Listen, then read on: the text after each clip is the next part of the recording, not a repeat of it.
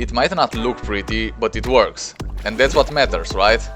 Sure. During the EXO F.A.R.M event, or even after completing it, you should start automating the event. It doesn't matter if you've got 10 days left of the event or 1 day left, you should automate it because you're gonna get a ton of cool rewards in no time. And don't worry, if this looks complicated to you, I'm just gonna explain it and you're gonna see how simple it really is. Now, why would you want to automate the EXO F.A.R.M event? Well, of course, that's because of these secret tiers that you can complete indefinitely, which means you can basically get to 1,000,000 points if you want to, even though the event officially ends at 8,000. And it's not just about the points, let me show you.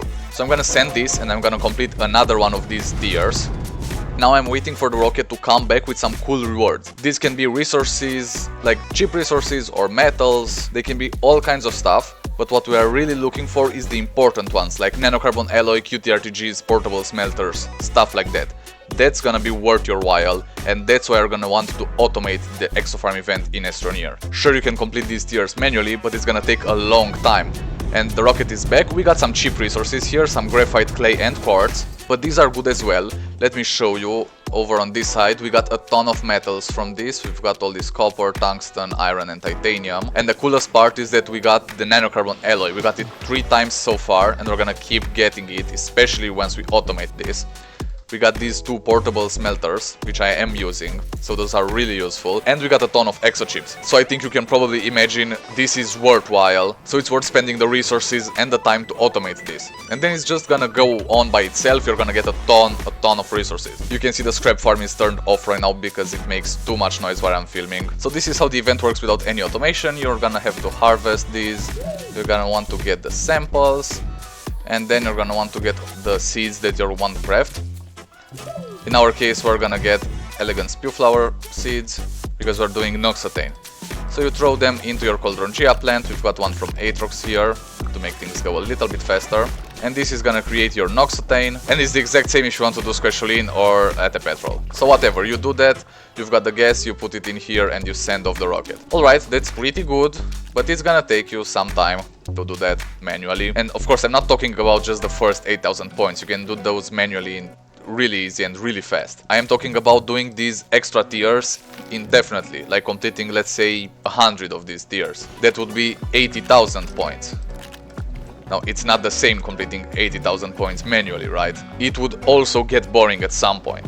I know it's fun, I like it too, but at some point it has to get boring if you do it for that long. That's why we've got automation. So you've seen how the event works without any automation. Now let's take a look at how to automate it and how that affects the way the event works. Basically, if you've been doing this manually for a while, you've caught on to the fact that proximity repeaters work in your favor because you can just use them like this and you harvest multiple plants at once, and that is just great. You can use this on any plant. Now, what you might not have thought about is that you can use a delay repeater hooked up to your proximity repeater. You can set this to whatever you want, I don't know, let's just put it on 10. And we're gonna adjust this accordingly. It also depends on what plants you want to grow. For example, the elegant spew flowers grow much slower than the sturdy squash. So you're gonna want to adjust this depending on exactly what you're doing. But I'm gonna have it on 10 for now. So when you operate the proximity repeater, it will also activate your delay repeater, which is gonna start counting. I have it set at 10, so once 10 cycles are done, it's gonna activate the proximity repeater again. And when that activates, of course it will harvest your plants or replant the seeds, but at the same time it will activate again the delay repeater, so the count starts from the beginning and so on and so forth, and you can see how this is a never-ending cycle of harvesting and planting and harvesting and replanting whatever plant you like. All you need to do is just put an auto arm in there to grab some of the seeds, and then you're gonna have that auto arm put them into your Cauldrongia plant. I'm not an expert in maths, but I think that equates to approximately infinite biofuels. So someone with a degree could correct me on that, but I think it's pretty much infinite. Now let's actually get to action and see how this works. For that we're gonna need some auto arms as well, so I'm just gonna go grab that real quick. I got the auto arms set up, and I've also got 2 little enclosures here.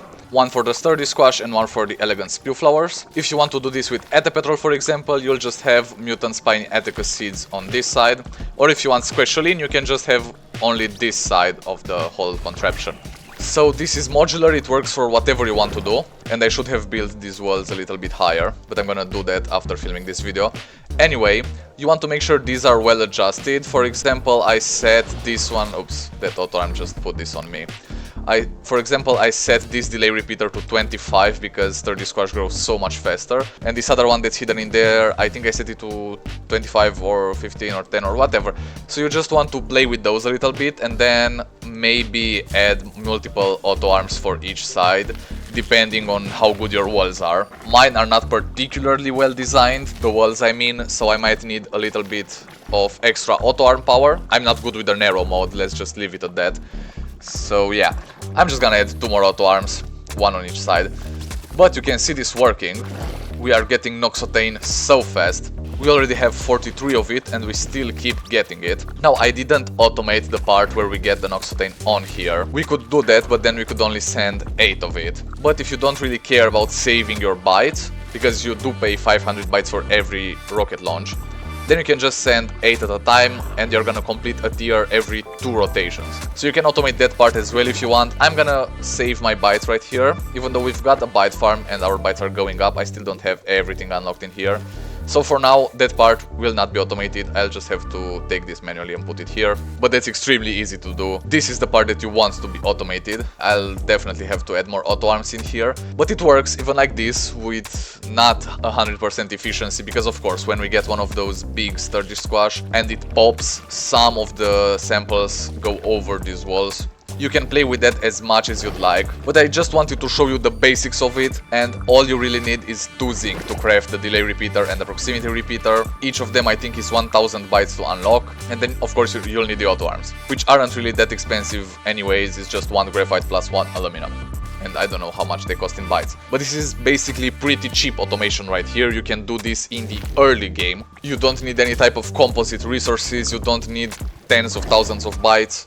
So you can go ahead and do this in the first hours of the game, and with all the rewards you're gonna get, like nanocarbon alloy, it will be a game changer for you, especially in the early stages of the game. Free nanocarbon alloy is extremely good even late game, but if you manage to get it early, that's even better. And see, some samples just jumped over the wall there, so you can go ahead and send that, see what rewards we get this time. Oh, and one more thing I didn't mention, you can add as many plants to these little bits right here as you want. So we can add, for example, another sturdy squash seed there, so we have more sturdy squash. Or if we see that we get way more samples than we get elegant spew flower seeds, we could add a few elegant spew flowers here to equal things out a bit. But that's a game of fine-tuning. Now this came back with the same rewards as the first time, so I'm gonna send 1 more and see what we get. And we got the same things again. 3rd time's the charm, let's go.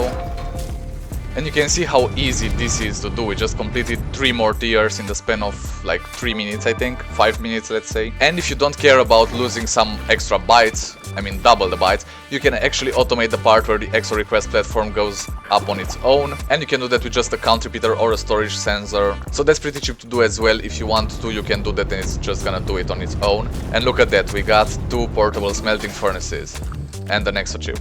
2 EXO chips, actually. So these are the type of rewards I'm looking for, this is what I want to get, and it seems like every 3 or 4 tiers we get something good like that. We've got 42 more days to go in the EXO F.A.R.M event, so I let this contraption go. For the next 40 days, whenever I'm on the game, this will operate and we are gonna get a ton of Noxotane, which I'll then send and get tons and tons of rewards. Can you imagine if in 5 minutes we completed 3 tiers? Can you imagine how many we can complete in 40 days? Even if, let's say, you've got 2 more days left in the event, it's still worth it to automate this process, because in just 2 days, let's say you play just a couple hours each day, in the span of 5 gameplay hours, you can get so many cool rewards. I'm pretty sure in 5 hours you can get like 8 nanocarbon alloy and 10 portable smelting furnaces. It should be really fast and really quick. Not to say how many EXO chips you'll get. It seems like you get more of those than you get other items. If you want to know even more tips and tricks about the EXO F.A.R.M event, then you can check this video out next. There you can find all my tips on how to complete the EXO F.A.R.M event in 2023 and then what to do after completing it. So I leave you with that, go watch that video and I'll see you next time. Cheers, Astroneers!